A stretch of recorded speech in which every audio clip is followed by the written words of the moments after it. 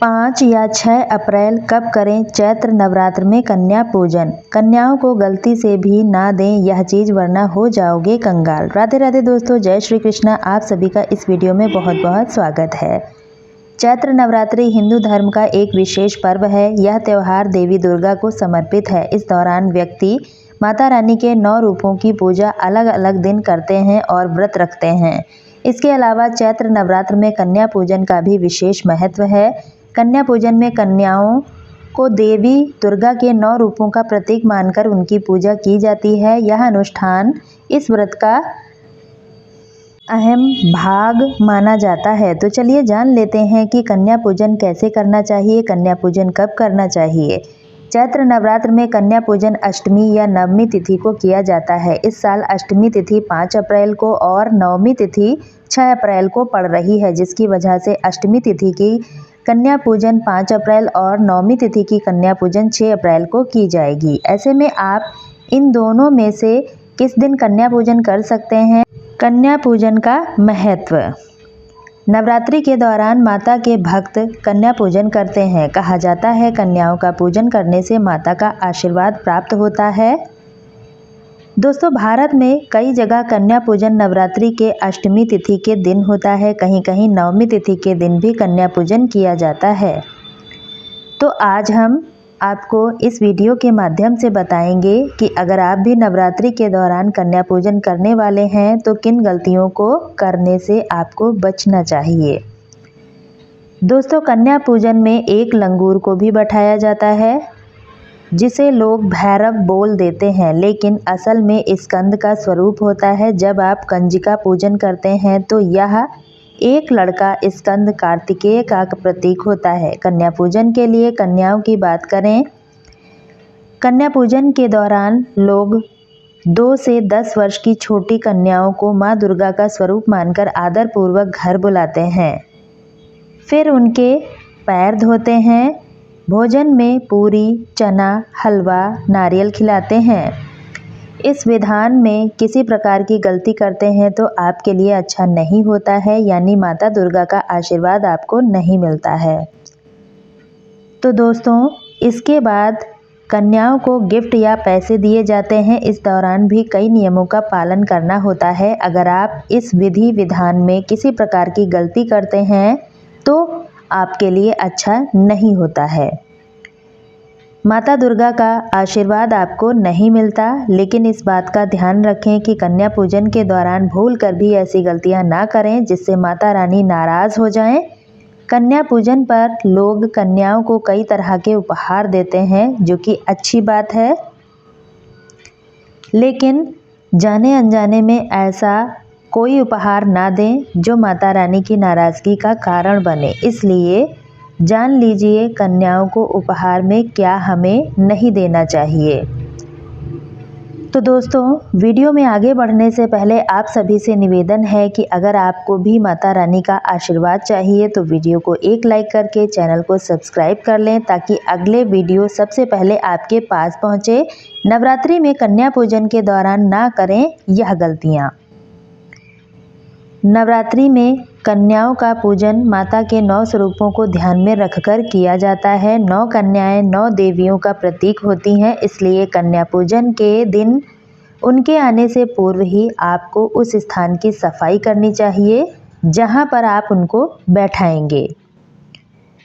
आप कन्या के बैठने के स्थान को साफ नहीं करते हैं तो आपको यह भूल माता रानी को अप्रसन्न कर सकती है। कन्या पूजन वाले दिन भूलकर भी कन्याओं को डांटना नहीं चाहिए, बल्कि आदरपूर्वक आपको उनका स्वागत करना चाहिए। दोस्तों, कन्याएं आपके व्यवहार से जितनी ज़्यादा प्रसन्न होंगी, माता भी आपसे उतनी ही प्रसन्न होंगी। कन्याओं के आते ही तुरंत आसन पर आपको नहीं बैठाना चाहिए। सबसे पहले उनके पैर आपको अपने हाथों से धोने चाहिए। उसके बाद पैर पोंछकर उन्हें आसन तक ले जाना चाहिए। आसन पर बैठाकर कन्याओं का तिलक करें। इस बात का ख्याल रखें कि तिलक करते समय कन्याओं का मुख उत्तर पूर्व दिशा यानी कि ईशान कोण की ओर होना चाहिए। दोस्तों, अगर आप गलत दिशा में कन्याओं के तिलक करते हैं तो माता की कृपा से वंचित रह जाते हैं। कन्याओं के आने से पहले ही यह पता कर लें कि उत्तर पूर्व दिशा किस ओर है। आपको बता दें, ईशान कोण को देवी देवताओं का निवास स्थान माना जाता है, इसलिए इस दिशा में कन्याओं का तिलक करना चाहिए। आप कन्या के साथ एक बालक को पूजा में नहीं बुलाते हैं तो भी आपकी पूजा अधूरी रह सकती है। पूजा में 9 कन्याओं के साथ एक बालक जरूर बुलाएं। बालक को भैरव का रूप माना जाता है। भोजन के बाद अगर आप सामर्थ्य के अनुसार कन्याओं को दक्षिणा नहीं देते हैं तो कन्या पूजन अधूरी रह जाती है। पूजा के बाद आपको अपने सामर्थ्य के अनुसार भी दक्षिणा देनी चाहिए। कन्या पूजन में कन्याओं के पैर छूकर आशीर्वाद लिया जाता है, इसलिए ध्यान रखें कि कोई कन्या आपके पैर ना छुए। कन्या पूजन में कन्याओं को ना दें ऐसा उपहार। दोस्तों, नवरात्रि के 9वें दिन यानी 9वीं तिथि को कन्या पूजन करने का विधान होता है। इस दौरान कन्याओं को भोजन कराने के बाद उपहार दिए जाते हैं। उपहार चुनते समय हमें कई बातों का ध्यान रखना चाहिए। इस दौरान गलती हमें बिल्कुल भी नहीं करनी चाहिए। तो चलिए शुरू करते हैं। नंबर 1, कन्या पूजन के दौरान कन्याओं को उपहार में धातु नहीं भेंट करना चाहिए, यानी भूल कर भी बर्तन या प्लास्टिक की चीज़ें हमें नहीं देनी चाहिए। नंबर 2, कन्या पूजन के बाद कन्याओं को उपहार में कांच की या नुकीली कोई भी वस्तु हमें नहीं देनी चाहिए। नंबर 4, माता का स्वरूप होती हैं कन्याएं, इसलिए लाल रंग की चुनरी, कपड़े उपहार में देना चाहिए। गलती से भी फल व काले रंग के रुमाल नहीं देना चाहिए। नंबर 4, कन्याओं को भोजन करने के दौरान यह बात ध्यान रखें कि सीधे भोजन करने के बजाय उनके पैर धोएं, तिलक लगाएं और फिर आसन पर बैठाकर भोजन परोसें। नंबर 5, भोजन बनाने के दौरान खाना लहसुन और प्याज का हमें नहीं बनाना चाहिए। नंबर 6, छोटी कन्याएं जितना खा पाएं उन्हें आदरपूर्वक उतना ही खिलाएं। नंबर 7, कन्याओं को भोजन और उपहार आदि देने के बाद पैर छूने का नियम होता है, भूलना नहीं चाहिए, माता दुर्गा नाराज हो सकती हैं। नंबर 8, कन्याओं को विदा करने के बाद तुरंत ही घर की साफ सफाई हमें नहीं करनी चाहिए, थोड़ा रुकने के बाद ही साफ सफाई करें। इन गलतियों से भी हमें बचना चाहिए।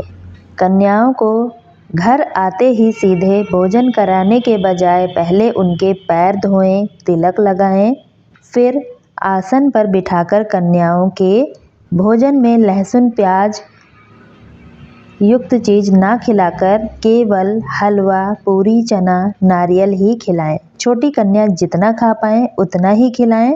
बिना पैर छुए कन्याओं को भूलकर भी विदा नहीं करना चाहिए, इससे माता दुर्गा नाराज़ होती हैं। कन्याओं को विदा करने के बाद तुरंत ही घर की साफ सफाई ना करें। देवी पूजन के बाद परिवार को प्रसाद ग्रहण करना चाहिए। कन्या पूजन के बाद सबसे पहले सारे परिवार को बचे हुए मधुपरक का सेवन करना चाहिए। इसके साथ ही जो कलश आपने नवरात्र में अपने मंदिर में रखा है उसके जल को पूरे घर में छिड़क दें। साथ ही कलश पर रखे नारियल के जल को पूरा परिवार प्रसाद की तरह ग्रहण करे। बरसेगी धन लक्ष्मी। अगर कोई कन्या आपको सिक्का दे जाए या कलश से सिक्का गिर जाए तो यह बहुत ही शुभ संकेत है। ऐसा अगर हो तो आप इसे बिना किसी से जिक्र किए तुरंत लाल कपड़े में बांधकर अपने गले में या अपनी तिजोरी में रख लें। तो उम्मीद करती हूँ दोस्तों आप सभी को आज की वीडियो पसंद आई होगी। अगर पसंद आई है तो चैनल को सब्सक्राइब कर लें ताकि मेरी अगली वीडियो का नोटिफिकेशन सबसे पहले आपके पास पहुँचे। और हाँ दोस्तों, आप इस वीडियो को कहाँ से देख रहे हैं कमेंट बॉक्स में ज़रूर बताएं, ताकि हमें भी पता चल सके हमारी वीडियो कहाँ कहाँ से देखी जा रही है। वीडियो में अंत तक बने रहने के लिए आप सभी का दिल से बहुत बहुत धन्यवाद। कल फिर मिलती हूँ इसी तरह की एक नई और यूज़फुल वीडियो के साथ। Bye friends.